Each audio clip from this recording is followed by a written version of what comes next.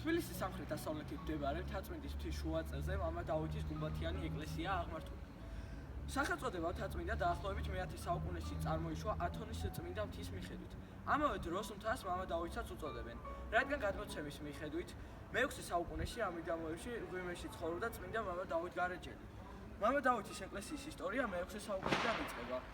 თბილისის დასავლეთით აღმართული მთის ფერდობზე კლდეში სენაკი გამოუკვეთია მამა დავით გარეჯელს და მის ახლოს პატარა სამლოცველოც გაუმართავს. საინტერესოა ის ფაქტიც, რომ არსებობს სამკურნალო თვისებების წყარო, რომელიც სწორედ მთაწმინდის ფერდობზე, მამა დავითის ეკლესიასთან მდებარეობს.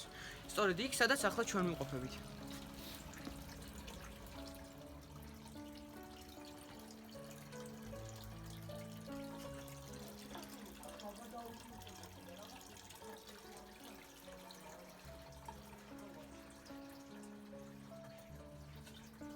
მამა დავითი მალე წავიდა თბილისიდან, მაგრამ ქალაქის მკვიდრთ მისდამი მოწიწება და სიყვარული დიდხანს არ განელებიათ. ამიტომაც უსახელო მთას მამა დავითი უწოდეს. მამა დავითის პირველი ეკლესიის შესახებ მატიანის ზუსტი ცნობები არ შემოუნახავს. ცნობილია, რომ მე-9 საუკუნეში აქ ივერიის ღვთისმშობლის ეკლესია იდგა. სავარაუდოდ მე-10 საუკუნეში ამავე ადგილას დაარსდა მონასტერი, რომელიც მე-13-მე-14 საუკუნეებში უკვე აღარ არსებობდა. მოგვიანებით 1542 წელს ძმებ ნიკოლოზ და დავით გაბაშვილების თაოსნობით ღვთისმშობლის სახელობის სავანე აღდგა. მონასტერი უმოქმედო იყო, დაზიანებული ნაგებობები თანდათან ინგრეოდა. ჩვენთვის კარგად ცნობილია ის ფაქტიც, რომ საქართველოს გამარჯვებით ომებში იყო ჩართული და შესაბამისად ამას ეკლესიების კრევა ხშირად მოყვებოდა ხოლმე. ამ შემთხვევაში კი მამა დავითის ეკლესიასაც იგივე ბედი აქვს გაზიარებული. იგი არაერთხელ დანგრეულა ამ პრობლემის მიერ, მაგრამ ამ წმინდა და ლამაზი ნანგრევებიდან აღდგენა ყოველთვის ვერ ხდებოდა.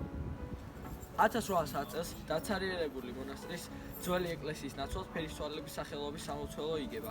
მისკენ მიმავალი ფართო და ხროვილი გზა გენერალ ერმოლოვის ხელმძღვანელობით გაიჭრა 1817 წელს.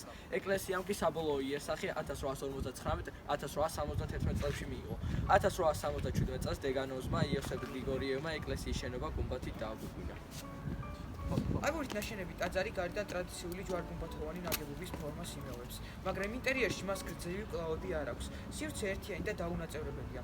დასავლეთის მკლავში ხის პატრონიკია განთავსებული. შესასვლელი ორი მხრიდან აქვს, დასავლეთიდან და სამხრეთიდან. ტაძრის სიმაღლე ჯვრის ჩათვლით 26 მეტრამდე აღწევს. სიგრძე 17 მეტრია, ხოლო სიგანე 11 მეტრამდე. შენობაში გაალობელთა გუნდის ჩათვლით თავისუფლად ეტევა 400 კაცი.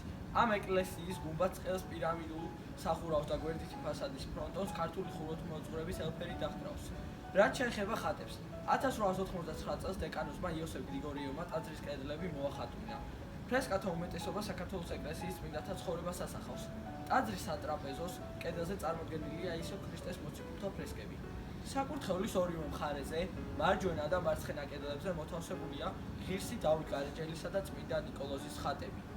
ტაძარს ამშვენებს წმინდა სამების გამოსახულება და ქართველ წმინდანთა ფიგურები, აგრეთვე მე-19 საუკუნის რუსული ხატები. 1929 წლიდან მოყოლებული და მამა დავითის ეკლესიის ირგვლივ არსებული ტერასა ოფიციალურად გამოცხადდა მწერალთა და საზოგადოებათა მოღვაწეთა პანთეონად.